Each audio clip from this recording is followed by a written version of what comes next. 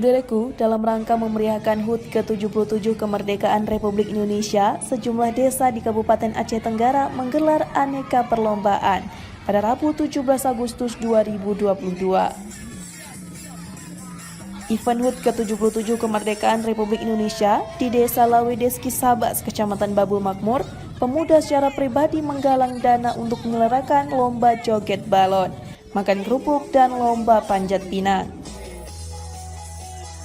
Selain itu, di desa lain di Desa Mejile, Kecamatan Semadam, juga ada diselenggarakan lomba panjat pinang dan kegiatan lainnya. Begitupun di Desa Lawetawar digelar kegiatan joget jeruk dan panjat pinang. Dalam perlombaan itu terlihat meriah karena masyarakat cukup terhibur meskipun di bawah terik matahari. Aksi panjat pinang yang dilakukan bocah cilik di Lawedeski Sabas berhasil menghibur masyarakat yang menyaksikan karena berulang kali terjatuh di saat hendak meraih hadiah di puncak pohon pinang tersebut. Dari Aceh Tenggara, Asnawi Lui, Tribun Gayo TV.